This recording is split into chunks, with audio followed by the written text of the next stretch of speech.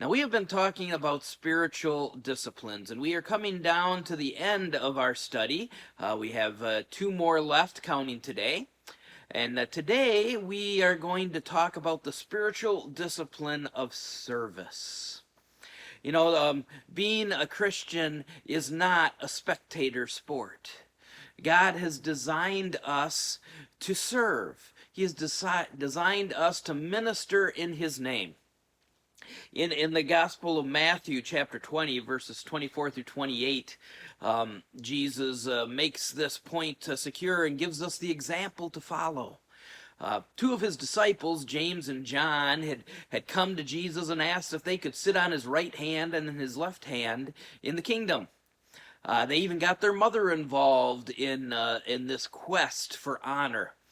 And Jesus asked them, "Are you able to drink the cup that I'm to drink?" And they said, "Yes, we are." They didn't know what they were talking about. They didn't realize that Jesus' cup was going to be going to the cross to die.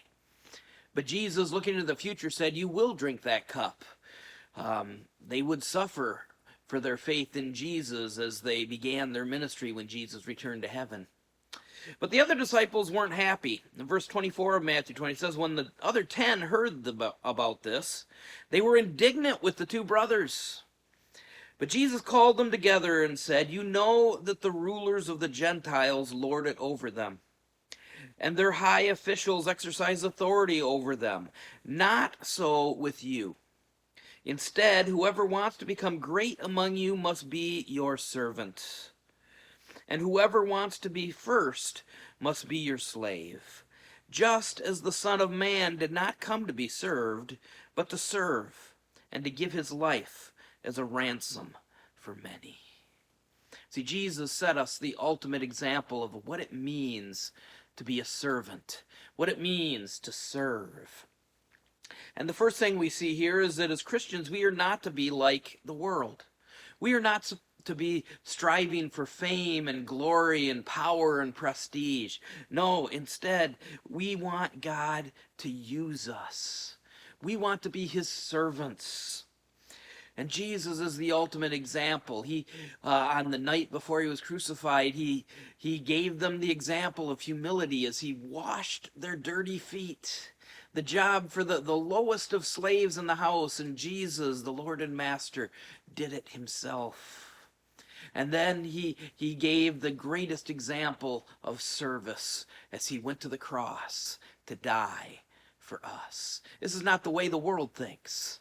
The world seeks power and glory, but as the servants of Jesus Christ, we are to seek his honor and his glory. We also, when you think about this idea of being servants, a servant is owned by their master.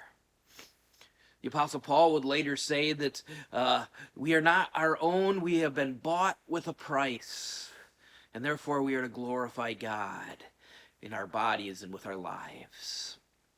And so we must remember that we're not living for our own desires. We are living to please our master. Servants don't draw attention to themselves or their actions, but we do everything for the benefit and praise of our master. We don't need that pat on the back. We don't need the recognition that the world craves. All we are seeking is when we reach heaven to hear the Lord Jesus say, "Well done, good and faithful servant. Enter into the joy of your Lord." And so as we think about this idea of serving and of servants, a couple of verses spring to mind. First is 1 Peter 4:10. And here the apostle says, "Each of you should use whatever gift you have received to serve others, as faithful stewards of God's grace in its various forms." In other words, Peter's saying God has given each of you a spiritual gift. You're not to be sitting in the stands cheering everyone else on. You are to be out in the field using the gifts God has given you to serve others and to advance his kingdom. Whether you realize it or not, God has given you a gift, and he has a place for you in his program, a place for you in his church, where you are to serve and to use your abilities to bring honor to him.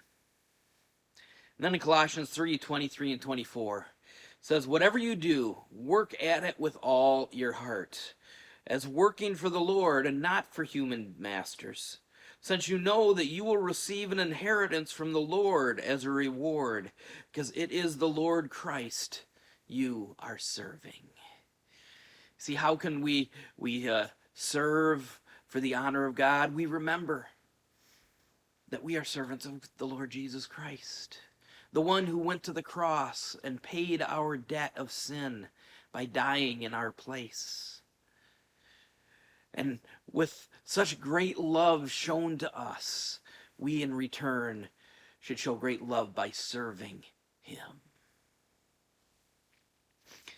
In the last book of the Bible, in the book of Revelation, we don't get a whole lot of details in the Bible about what eternity is going to be like, but Revelation tells us three things that we are going to be doing forever and ever in the presence of the Lord. First, we are going to worship.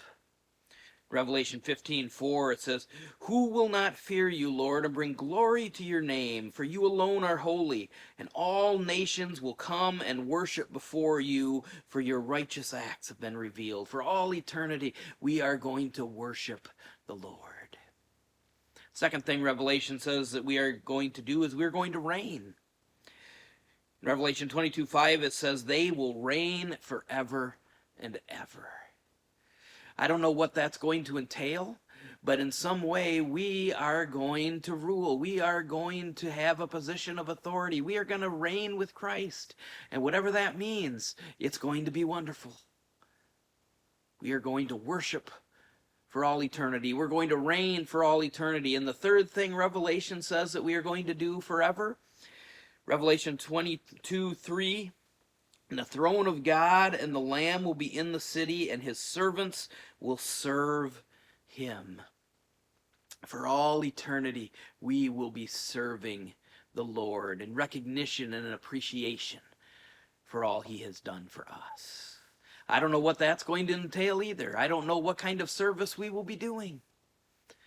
But if we are going to spend eternity serving the Lord, don't you think it would be a good thing to get started now?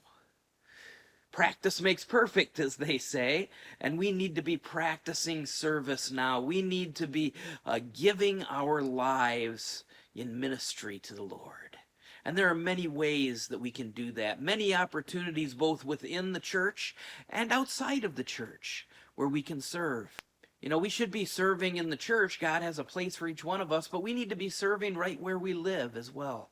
Maybe you are one that really has a hard time getting to know your neighbors. I know I'm not home a whole lot, and I have a tough time with that as well. But maybe we need to make the extra effort. Talk to our neighbors in the mornings as we're heading off to work. Get to know them a little better. Build a relationship with them, and then eventually we'll be able to share Christ with them.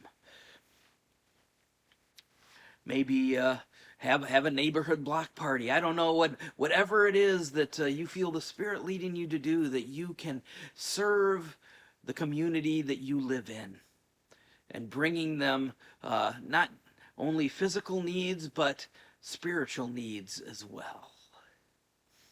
And there's so many other things that I could list, but whatever God places on your heart, an area to serve, I say do it with all your heart and get plugged in.